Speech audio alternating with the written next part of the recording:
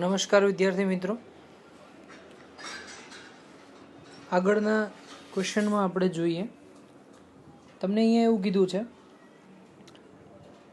I1 જડત્વની ચાકમાત્રા ધરાવતી એક વર્તુળાકાર તકતી તેના દ્રવ્યમાન કેન્દ્રમાંથી પસાર થતી ઉર્ધ્વ અક્ષને અનુલક્ષીને ઓમેગા જેટલી અચળ કોણીય ઝડપથી ગતિ કરે છે. હવે તેના પર I2 જડત્વની ચાકમાત્રા ધરાવતી તેવી જ બીજી તકતી એકાએક એવી રીતે ગોઠવેલ છે, એક તકતી ઉપર બીજી તકતી એક એવી રીતે ગોઠવેલ છે કે જેથી બંને તકતીની ભ્રમણાક્ષ પરસ્પર સંપાત થાય. તો આનું બેઝિકલી હું એક નાનકડું સ્ટ્રક્ચર તમને દોરીને સમજાવું. આ એક તકતી છે, બરાબર. એના ઉપર બીજી એક તકતી હું ગોઠવું છું, અલગ કલરથી બનાવી દઉં. આ રીતે બીજી એક તકતી ગોઠવેલી. બંનેની જે ભ્રમણાક્ષ છે એકબીજા ઉપર સંપાત થાય, એટલે બંનેની ભ્રમણાક્ષ અહીંયાથી આ રીતે દર્શાવેલ છે. તો આ રીતે જ્યારે બંને તકતી એકબીજા ઉપર સંપાત થતી હશે તો એ પરિસ્થિતિની અંદર તકતી જે છે એ સંપૂર્ણ ભાગ આપણે બનાવી દઈએ, ફિલ કરેલો હશે, અંદર દ્રવ્યથી ભરેલો હશે આ રીતે. તો બે તકતી જ્યારે એકબીજા ઉપર સંપાત થતી હોય અને બંનેની ભ્રમણાક્ષ જે છે એક જ હોય તો એ પરિસ્થિતિમાં આપણે જડત્વની ચાકમાત્રાની વાત કરીએ તો પ્રારંભિક સ્થિતિની અંદર કોણીય વેગમાન L જે મળશે I1 ઓમેગા, અને અંતિમ સ્થિતિમાં કોણીય વેગમાન L ડેશ જે એટલું જ મળશે, મૂળભૂત જેટલું જ, અને જે મળશે આ બંને તકતી જે છે એનું જડત્વની ચાકમાત્રાનો સરવાળો ઇન્ટુ ઓમેગા ડેશ. કારણ કે બે તકતી છે તો બે તકતી માટે જડત્વની ચાકમાત્રાનો સરવાળો થશે. તો I1 અને I2 એ બંનેનો સરવાળો અને ઇન્ટુ ઓમેગા ડેશ થશે. તો લખી શકાય L બરાબર L ડેશ, L બરાબર L ડેશ માટે લખી શકાય I1 omega is equal to in bracket of I1 plus I2 into omega dash, I1 plus I2 into omega dash. Omega ડેશને સૂત્રનો કરતા કરો તો I1 પ્લસ I2 છેદમાં જશે, તો I1 ઓમેગા છેદમાં I1 plus I2, I1 omega છેદમાં I1 પ્લસ I2. આગળ વાત કરીએ, સમબાજુ ત્રિકોણ ABCના ત્રણેય ખૂણા પર M દ્રવ્યમાન એટલે કે M ગ્રામ દળ ધરાવતા ત્રણ સમાન ગોળાઓ ગોઠવેલા છે. ત્રણ દળ જે તમે જોઈ શકો, અહીંયા M, અહીંયા M અને અહીંયા M, એ સમાન દળના ત્રણ ગોળાઓ છે એને ગોઠવેલા છે. ત્રિકોણની બાજુની લંબાઈ L હોય, ત્રિકોણની બાજુની લંબાઈ L હોય તો ABCના સમતલમાં, ABCનું જે સમતલ છે એના સમતલમાં ABને લંબ એવી X અક્ષને અનુલક્ષીને જડત્વની ચાકમાત્રા શોધવાની છે. તો વિદ્યાર્થી મિત્રો, ફરીથી હું તમને ક્વેશ્ચન સમજાવી દઉં કે ત્રણ M દળ આપેલા છે અને ત્રણ દળ જે છે એ ત્રિકોણના શિરોબિંદુ પર ગોઠવેલા છે, ત્રિકોણના શિરોબિંદુ ઉપર ગોઠવેલા છે. તો કીધું કે ABCના સમતલમાં ABને જે લંબ છે એને અક્ષને અનુલક્ષીને તંત્રની જડત્વની ચાકમાત્રા ખાલી જગ્યા ગ્રામ થાય એ તમારે શોધવાનું છે. તો બેઝિકલી આપણે અહીંયા જોઈએ કે એ બિંદુને ધારો કે ઉગમ બિંદુ ઉપર આપણે લખી દઈએ અને કઈ અક્ષ કીધી છે? AX અક્ષ. તો AX અક્ષ તમારી અહીંયા થઈ. આ અક્ષને અનુલક્ષીને જડત્વની ચાકમાત્રા શોધવાની છે. તો લખી શકાય AX બરાબર IAB, IX is equal two IAB એટલે A અને B જે છે તમારી અહીંયા, અને પ્લસ IOC, કારણ કે આ બંને જે છે તમને કહી દઉં કે આ બે સમાંતર અક્ષ છે અને એને લંબરૂપે આ અક્ષ છે. તો આ અક્ષનું જડત્વની ચાકમાત્રા, આ અક્ષની જડત્વની ચાકમાત્રાનો સરવાળો એ હંમેશા આ અક્ષ જેટલો થાય. તો બેઝિકલી અહીંયા તમે લખી શકો IAX is equal two IAB plus IOC. હવે AB માટે લખી નાખો તો દળ M છે અને અંતર તમને આપેલું છે AB નો સ્ક્વેર. લંબાઈ કેટલી છે? L, તો L સ્ક્વેર લખી શકાય. ઓકે, નેક્સ્ટ તમને એવું કીધું છે કે દળ બીજા માટે તો M છે જ, પણ અંતર તમારે અહીંયાથી O અને C નું માપવાનું થાય. આ બાજુ L, તો આ જે ઘટક થાય એને કહેવાય L cos 60, કારણ કે આપણે આટલું જ અંતર માપવું છે એ L cos 60 થાય. અને L cos 60ની કિંમત 1/2, cos 60ની કિંમત 1/2, તો ml square plus ml square L/2 નો whole square. ml² plus m in bracket of l/2 નો હોલ સ્ક્વેર એટલે કે ml² પ્લસ ml²/4 એટલે 5/4 ml² થશે. જવાબ જે મળશે કેટલો આવશે? 5/4 ml². આગળ જોઈએ, વર્તુળાકાર તકતીનું દળ m અને ત્રિજ્યા r છે. વર્તુળાકાર તકતીનું દળ m અને ત્રિજ્યા r છે. તો તકતીની કિનારીને સ્પર્શતા બિંદુમાંથી, જે કિનારી છે ને સ્પર્શતા બિંદુમાંથી પસાર થતી અને તકતીના સમતલને લંબ એવી અક્ષને અનુલક્ષીને જડત્વની ચાક માત્રા ખાલી જગ્યા થાય. અક્ષને અનુલક્ષીને જડત્વની ચાક માત્રા ખાલી જગ્યા થશે. હવે આગળ જોઈએ, 3/2 mr². અહીંયા આપણે જવાબ કહી દીધો, પણ પહેલાં તો શોધીએ કે અહીંયા જે કેન્દ્ર છે તકતીનું કેન્દ્ર, તો એ કેન્દ્રમાંથી પસાર થતી અક્ષને અનુલક્ષીને જડત્વની ચાક માત્રા 1/2 mr² થાય. અને આ સમાંતર અક્ષ પ્રમેય, તો આપણે લખી શકાય, મેં તમને આગળ પણ કીધું હતું કે સમાંતર અક્ષ પ્રમેય માટે I = IC પ્લસ MD². ICની કિંમત તમે જોશો તો 1/2 mr².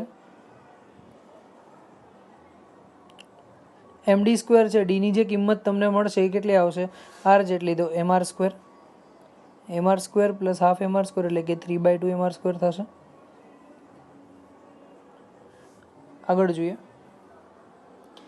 ભ્રમણાક્ષને અનુલક્ષીને એક પદાર્થની જડત્વની ચાક માત્રા I છે તથા બીજા પદાર્થની જડત્વની ચાક માત્રા 2I છે. જો બંને પદાર્થની પોતપોતાની ભ્રમણાક્ષને અનુલક્ષીને ચાક ગતિ દરમિયાન ચાક ગતિ ઉર્જાના મૂલ્ય સરખા હોય તો કોણીય વેગમાનનો ગુણોત્તર ખાલી જગ્યા થશે. તો વિદ્યાર્થી મિત્રો, સમીકરણ લખો k = I². હવે I ની જગ્યાએ તમે L ઓમેગા લખી શકો. આ જે જવાબ મળશે 1/2. I ની જગ્યાએ L = I ઓમેગા લખી નાખો. L = I omega. So I = L/ઓમેગા. તો એ કિંમત હું અહીંયા લખું, L/ઓમેગા multiply with omega. 1 time omega cancel, તો જવાબમાં આવશે માત્ર L ઓમેગાના છેદમાં 2. શું આવશે? L ઓમેગાના છેદમાં 2. તો અહીંયા હું લખી શકું L ઓમેગા/2. હવે આગળ જોઈએ કે તમને અહીંયા કિંમત જે આપેલી છે એમાંથી ઓમેગા જે છે, ઓમેગાને સૂત્રનો કરતા કરી અને તમારે એની કિંમત મૂકવી હોય તો શું લખી શકાય? તો L = I omega. So omega = L/I. તો એ કિંમત તમે અહીંયા મૂકી દો તો હજુ કિંમત મળશે L/I. તો 1/2 તો છે જ L અને L/I. તો આવું લખી શકાય Li²/2I. તો ગતિ ઉર્જાના સમીકરણ લખી નાખો. તો K સમપ્રમાણ L²/I. તો અહીંયા લખી નાખો L1 એનો whole square / I1 is equal two, કારણ કે ગતિ ઉર્જા સરખી છે, તો L1² / I1 is equal two L2² / I2. આપણે જોઈએ છે L1/L2. અહીંયા લખી નાખો L1/L2 ની કિંમત. L1/L2 નો whole square is equal to I1/I2. વર્ગમૂળ કાઢી નાખો તો L1/L2 is equal to √I1/I2 મૂકી દો કિંમત. L1/L2 is equal to √I1/I2. I1 એટલે કે I અને I2 એટલે કે 2I થશે. I કેન્સલ, તો 1/√2. તમે જે ગણતરી કરશો તો જવાબ કેટલો મળશે? 1/√2. આ રીતે ગણતરી દર્શાવી શકાય છે. આગળ જોઈએ, R ત્રિજ્યાના અને M દળ ધરાવતું એક ડ્રમ એટલે કે પોલો નળાકાર આપેલો. ડ્રમ એટલે કે પોલો નળાકાર.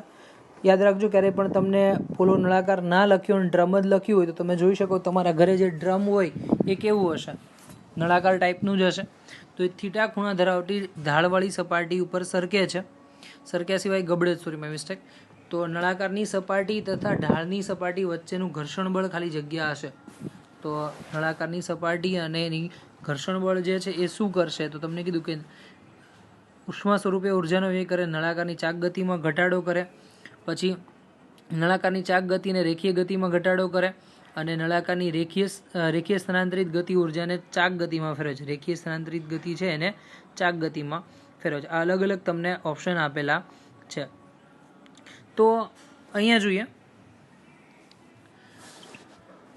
આ જે પોર્શન છે એમાં પદાર્થ ઉપરથી નીચે આવશે તો એ પરિસ્થિતિમાં કુલ કાર્ય કેવું થશે? શૂન્ય થશે. ટોટલ કાર્ય જે છે એ શૂન્ય થાય, કારણ કે તમે કહી શકો કે જેટલું કાર્ય ગુરુત્વાકર્ષણ બળ વડે થાય એટલું ઘર્ષણ બળ વડે થાય, તો બેનો સરવાળો શૂન્ય.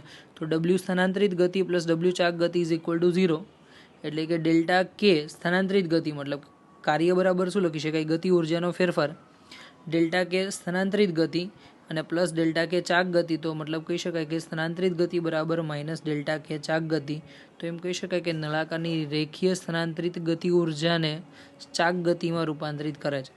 સ્થાનાંતરિત ગતિ ઉર્જા છે એમાં શેમાં રૂપાંતર પામશે? ચાક ગતિમાં રૂપાંતર પામે છે. એટલે ઓપ્શન નંબર ડી જે છે એ પરફેક્ટ રિપ્રેઝન્ટ કરી શકે છે. ક્લિયર? આગળ જોઈએ, એલ લંબાઈની એક પોલી નળીમાં કેપિટલ એમ દળવાળું અદબનીય પ્રવાહી ભરી, કેપિટલ એમ દળવાળું અદબનીય પ્રવાહી ભરી તેને બંને છેડેથી બંધ કરેલ છે અને બે છેડેથી બંધ કરેલ છે. આ નળીને તેના એક છેડા પરથી નળીની લંબાઈને લંબ, નળીની જે લંબાઈ છે એને લંબ અક્ષને અનુલક્ષીને સમક્ષિતિજ સમતલમાં પરિભ્રમણ કરાવવામાં આવે છે, વર્તુળમય ગતિ કરાવવામાં આવે છે. અને પરિભ્રમણમાં અચળ કોણીય ઝડપ ઓમેગા, તો નળીમાં પ્રવાહી વડે નળીના બીજા છેડા ઉપર ઉદ્ભવતું બળ કેટલું હશે? બીજા છેડે કેટલું બળ લાગશે એ શોધવાનું છે. તો તમે જો અહીંયા એક અક્ષ આપી દીધી છે અને એ અક્ષથી એક નાનકડો ખંડ તમે જોઈ શકો છો અહીંયા આપેલો છે ડીએક્સનો. આ જે ખંડ છે એ ડીએક્સનો ખંડ તમને આપેલો છે. એ અંતર તમે માપશો તો એક્સ અંતર છે, ટોટલ લંબાઈ એલ છે, તમારે શોધવાનું છે બળ. તો પહેલાં તો એમ કહી શકાય કે નળાકાર પરિભ્રમણના કારણે અંદરના પ્રવાહીમાં ઉદ્ભવતું કેન્દ્ર ત્યાગી બળ. કેમ? કારણ કે બધું જ ધક્કો અહીંયા છેડે લાગશે. કોઈ વસ્તુને ગોળ ફેરવશો એટલે બધું ધક્કો ક્યાં લાગશે? છેડે. તો નળીના બી છેડા ઉપર દબાણ ઉત્પન્ન કરે છે. આ છેડે શું ઉત્પન્ન થશે? દબાણ ઉત્પન્ન કરે છે, જેના લીધે બી છેડાની સપાટી ઉપર એફ બળ લાગે છે. હું સિમ્પલ તમને કહું કે કોઈ એક ભાગ છે, એક પાત્ર છે ને સમક્ષિતિજમાં પાણી રાખ્યું છે, પણ ઊંધું કરી દઉં, શીરો લાવ, તો બધું જ પાણીનો ધક્કો ક્યાં લાગશે? નીચે તળિયે લાગશે. તો મતલબ એવું કહી શકે એના ઉપર બળ એફ લાગે છે. તો આપણે જાણીએ છીએ કે જે કેન્દ્રગામી બળ છે F is equal to M omega square R. કેન્દ્રગામી બળ છે કેટલું આવશે? M omega square R. ધારો કે પ્રવાહીની રેખીય ઘનતા રો છે, એક્સ અંતરે ડીએક્સ લંબાઈનો પ્રવાહીનો ખંડ વિચારતા, એક્સ અંતરે ડીએક્સનો ખંડ વિચારીએ તો કદ ગુણ્યા ઘનતા, દ્રવ્યમાન બરાબર શું થાય? કદ ગુણ્યા ઘનતા. તો ખંડ જે છે ડીએક્સનો, ક્ષેત્રફળ એ અને ઘનતા રો થશે. તો આ વસ્તુ માટે તમે લખી નાખો દળ એમ બરાબર રો ઇન્ટુ વી. હું અહીંયા તમને સૂત્ર લખી દઉં, સૂક્ષ્મ દળ DM is equal to rho into ડીવી.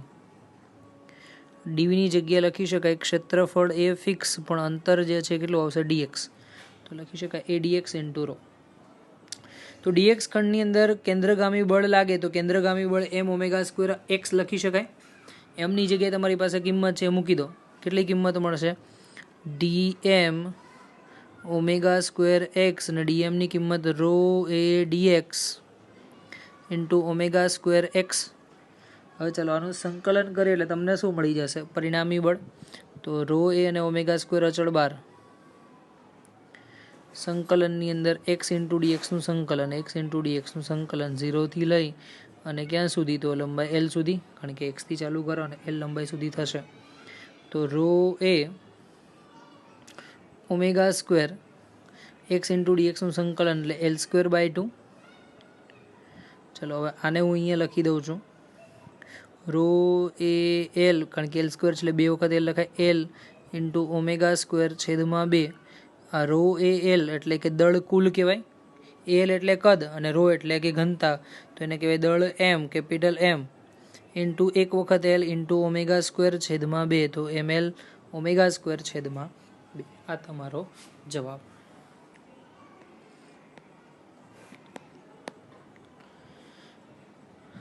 આગળ જુઓ, એક પૈડાની પ્રારંભિક કોણીય ઝડપ 2 રેડિયન પ્રતિ સેકન્ડ છે. તેનો અચળ કોણીય પ્રવેગ 3 રેડિયન પ્રતિ સેકન્ડ સ્ક્વેર છે. તેનો અચળ કોણીય પ્રવેગ છે એ 3 રેડિયન પ્રતિ સેકન્ડ સ્ક્વેર છે. તો પૈડું 2 સેકન્ડમાં કુલ ખાલી જગ્યા રેડિયન કોણીય સ્થાનાંતર કરશે. 2 સેકન્ડની અંદર કુલ કેટલા રેડિયન સ્થાનાંતર કરશે એ શોધવાનું છે. તો ખૂણો શોધવા માટે તમારી પાસે સમીકરણ છે theta is equal two omega 0t plus half alpha T square plus half alpha T square. ચલો કિંમત મૂકી દો. ઓમેગા 0 માટે તમને 2 આપી દીધું છે, પ્રવેગ આલ્ફા 3 છે, સમય ટી 2 સેકન્ડ છે. બધી કિંમત લખો તો 2 ગુણ્યા 2 4 પ્લસ 1/2 3 ગુણ્યા 2 નો વર્ગ 2 2 કેન્સલ 6 6 વત્તા 4 એટલે કે 10 રેડિયન મળશે. જે ખૂણો થીટા મળશે એ ખૂણો થીટા 10 રેડિયનનો મળે છે. આગળ જોઈએ. સમાન આડછેદ ધરાવતા ધાતુના સળિયા એબીની લંબાઈ L, ધાતુના સળિયા એબીની લંબાઈ L દળ M આપેલું છે અને આ સળિયાને તેના એ છેડાને અનુલક્ષીને જડત્વની ચાકમાત્રા ml²/3 છે. કેટલી આપેલી છે? ml²/3. તો સળિયાને તેની સ્થિર અવસ્થામાં થોડુંક સમક્ષિતિજ બળ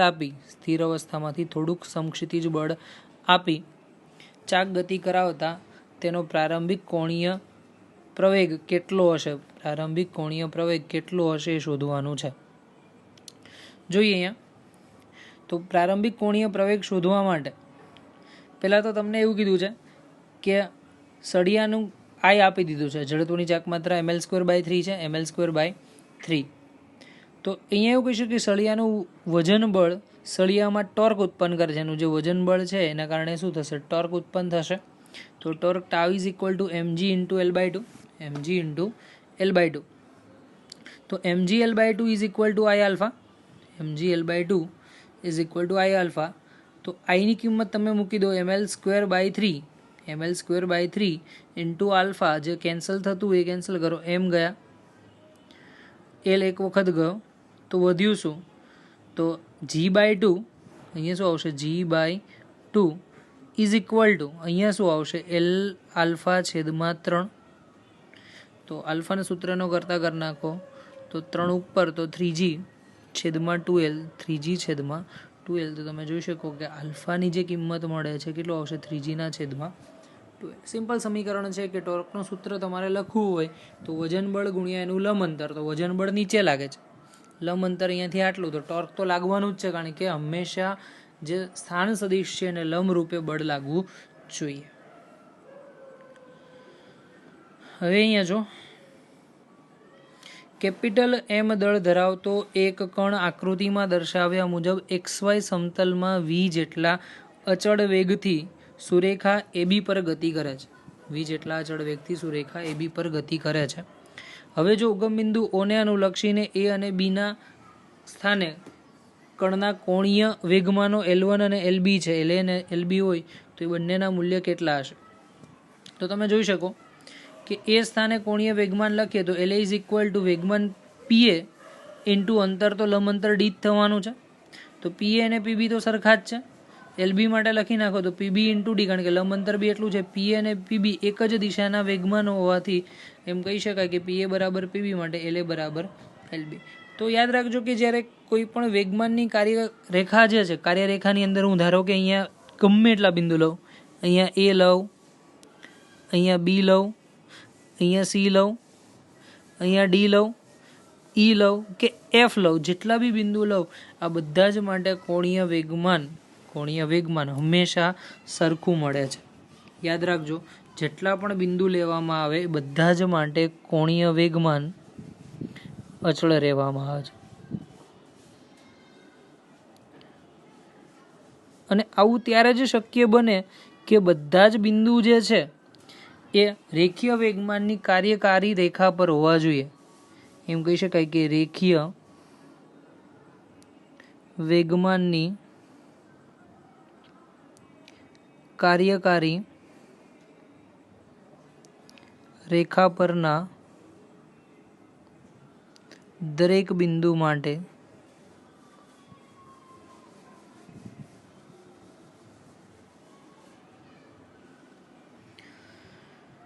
આગળ જોઈએ,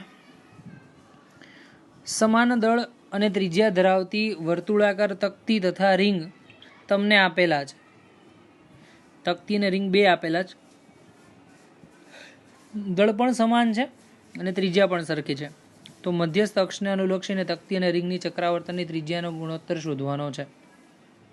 સાંભળો, ચક્રાવર્તનની ત્રિજ્યા માટે તમને ખબર છે કે રિંગ માટે લખો તો k બરાબર r, કે રિંગ. પછી કે ડિસ્ક માટે લખો, તકતી માટે લખો તો કે ડિસ્ક માટે r/√2 થશે. શું થશે? r/√2. તો તમને કીધું કે તકતી ભાગ્યા રિંગ, તો r/√2 એટલે kd ના છેદમાં kr, kd ના છેદમાં kr is equal two r/√2 છેદમાં r.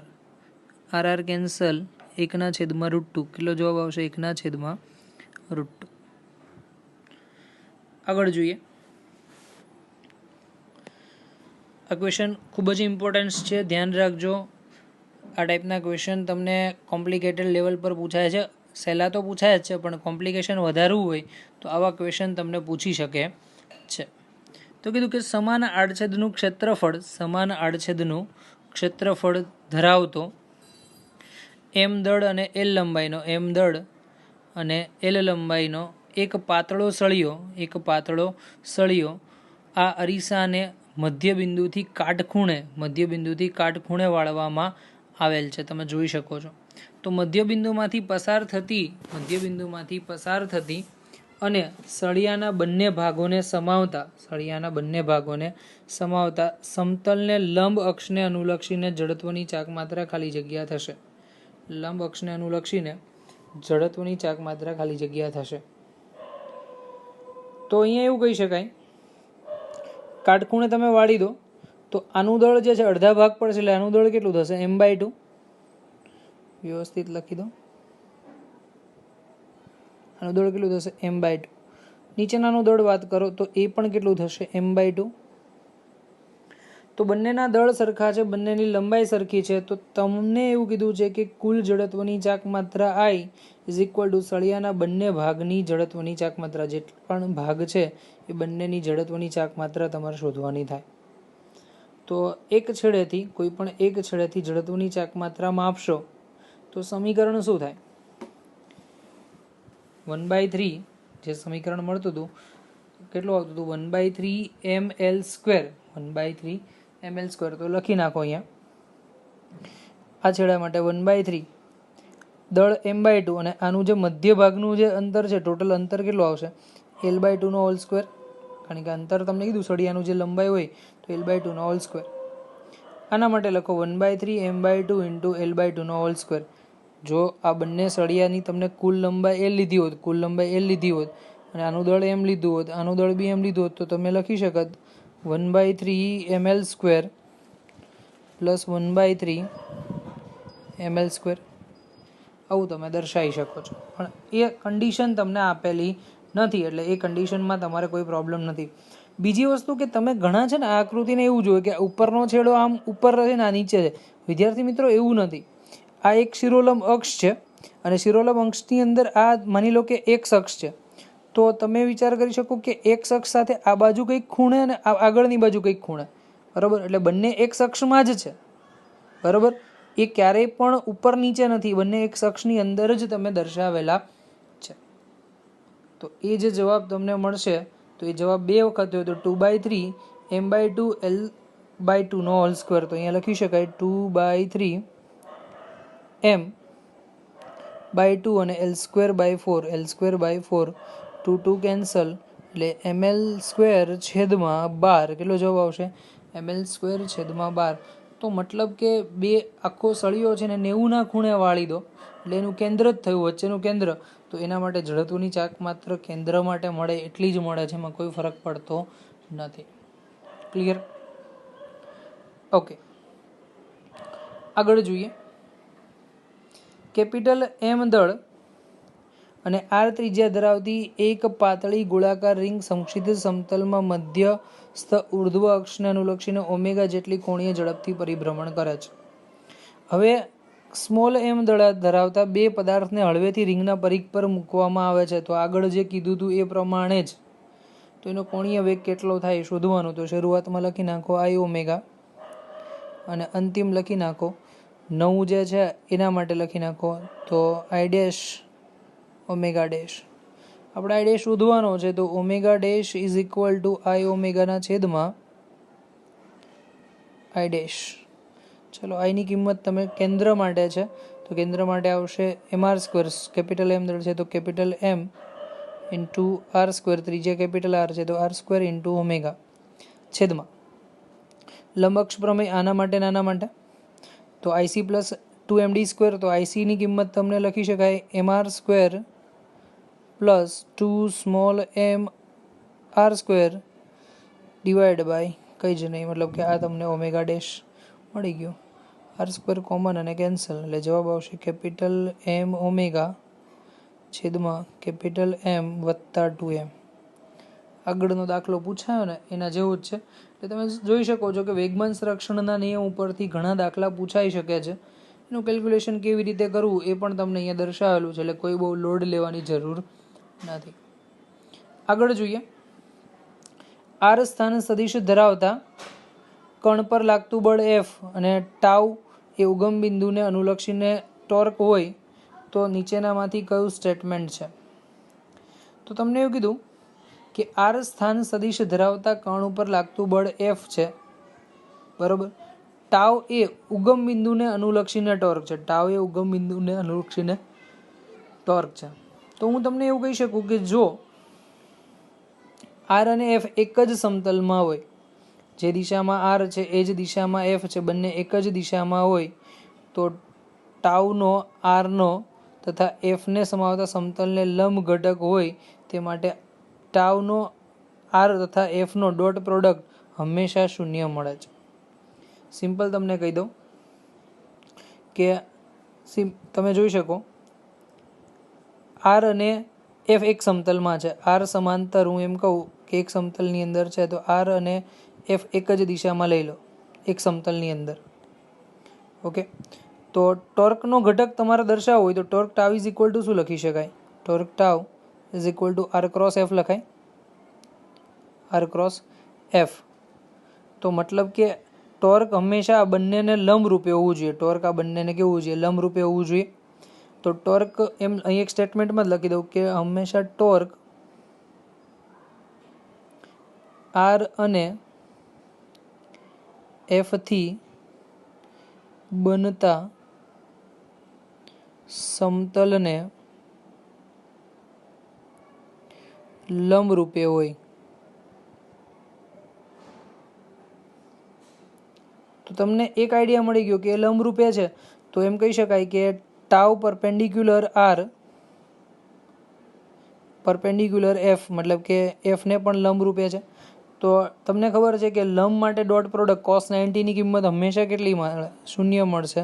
તો ડોટ પ્રોડક્ટ તમે કોની વચ્ચે કરો? ટી અને આર વચ્ચે, ટાવ અને આર વચ્ચે કરો તો એ પણ શૂન્ય થશે. બીજું એફ અને ટાવ વચ્ચે કરો તો પણ શૂન્ય થશે. માત્ર એફ અને આર વચ્ચેનો ડોટ પ્રોડક્ટ શૂન્ય નહીં થાય. તો હું એમ લખી શકું કે એફ સદિશ ડોટ આર સદિશ is not equal to 0. Is not equal to 0. તો આ કન્ડિશન તમારે સક્ષમ થવી જોઈએ. આગળ વાત કરીએ. આગળ ક્વેશ્ચન જ મેં ઊંધી જગ્યાએ બધું લખી દીધું છે. હું ક્વેશ્ચનને હાઇલાઇટ કરી દઉં. નીચે ક્વેશ્ચન છે, તમે જોઈ લેજો. હું રબ નથી કરતો કારણ કે તમારે નોટ્સમાં ઇમ્પોર્ટન્ટ છે એટલા માટે. અહીંયા એવું કીધું છે કે કેપિટલ એમ દળ તથા એલ લંબાઈ ધરાવતા એવા 4 સળિયાઓના છેડાઓને પરસ્પર જોડી અને સમચોરસ, મતલબ કે એક સમચોરસ બનાવવામાં આવે છે. પછી એમ કીધું તો આ ફ્રેમને મધ્યબિંદુમાંથી પસાર થતી અક્ષને સળિયાઓને લંબ રૂપે એવી રીતે અક્ષને ગોઠવવામાં આવે કે જડત્વની ચાક માત્રા ખાલી જગ્યા થાય. કે એની જડત્વની ચાક માત્રા જે છે કેટલી થશે એ તમારે શોધવાની છે. તો વિદ્યાર્થી મિત્રો, પેલા તો ક્વેશ્ચનની અંદર ક્યાંથી તમારે લંબ અક્ષ કીધી છે? તો કીધું કે ફ્રેમના મધ્યબિંદુમાંથી, ફ્રેમ જે છે એના મધ્યબિંદુમાંથી પસાર થતી અને સળિયાના સમતલને લંબ, સળિયાનું જે સમતલ છે એને લંબ રૂપે બહાર આવતી દિશામાં હોય તો જડત્વની ચાક માત્રા શોધવાની છે. તો તો જો આ 4 સળિયા છે L લંબાઈના, વચ્ચેથી વાટ કરો તો અડધું થશે એટલે L/2 થશે, બરાબર. અહીંયાથી આ રીતે એક અક્ષ બનાવો, ક્રોસમાં બનાવો, બધા માટે જડત્વની ચાક માત્રા સરખી છે. હું તમને એક સાઈડમાં દોરીને બતાવું. ચોરસ છે, અહીંયાથી એક અક્ષ આમ બનાવો, એક અક્ષ અહીંયાથી આમ બનાવો, બીજી અક્ષ અહીંયાથી આમ બનાવો, કે ચોથી અક્ષ અહીંયાથી આમ બનાવો. આ બધી જ અક્ષ માટે જડત્વની ચાક માત્રા સરખી થાય, સમજાવવા માટે છે. તો તમને ખબર છે કે જ્યારે કોઈ એક L લંબાઈનો સળિયો હોય તો એના કેન્દ્રને અનુલક્ષીને જડત્વની ચાક માત્રા કેટલી થશે? 1/2 ml² થશે, 1/12 ml². તો અહીંયા તમને કીધું કે ફ્રેમના સળિયાના કેન્દ્ર ઓથી કેટલા અંતરે છે? તો આટલું અંતર L/2 થાય. તો L/2 અંતરે આવેલા સમાંતર અક્ષ પ્રમેય મુજબ, તો અહીંયાથી આપણે આ બે સળિયા માટે જડત્વની ચાક માત્રા શોધી નાખીએ. તો કેન્દ્ર માટે તો ml²/12 અને બે સળિયા સમાંતર છે તો શું લખી શકાય? ml/2² એટલે કે ml²/4. તો સાદું રૂપ આપશો તો 1/3 ml². જવાબ કેટલો આવશે? 1/3 ml². ક્લિયર? કેમ આવ્યું? સમજણ પડી ગઈ હશે. જો ના પડી હોય તો ફરીથી તમને સમજાવી દઉં કે જે સળિયા છે એના કેન્દ્રમાંથી, તો આ જે સળિયો છે એના કેન્દ્રમાં કેટલી જડત્વની ચાક માત્રા થશે? ml²/12. કેટલી થશે? ml²/12. કેન્દ્રમાંથી આવશે તો ml²/12.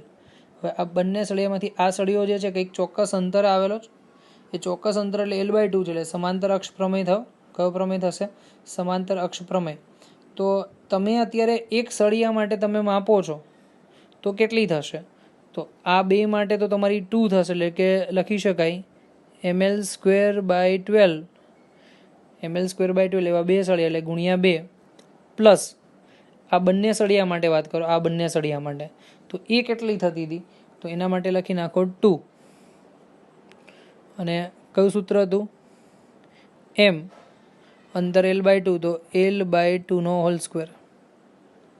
તો જવાબ કેટલો આવશે? ml²/6 plus ml²/2. કારણ કે બે કેન્સલ, લસા લઈ લો, 6 આવશે. તો અહીંયા 3 વડે ગુણ એટલે 4, તો 4 ml²/6.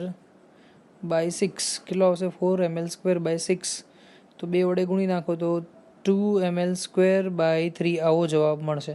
કેટલો આવશે? 2 ml²/3, જે અહીંયા તમને આપેલો નથી. જે જવાબ મળે છે કેટલો આવશે? 2 ml²/3. ક્લિયર? કેમ આવું કર્યું? તો ફરીથી તમને આ સિમ્પલ લોજિકલ છે કે આ બે સળિયાના કેન્દ્રમાં, એટલે કારણ કે એક અક્ષ અહીંયાથી પસાર થાય તો આ બંનેના તો કેન્દ્રમાંથી જ છે, તો કેન્દ્રમાંથી તો સમીકરણ કેટલું આવશે? ml²/12. તો આનું ml²/12, આનું ml²/12.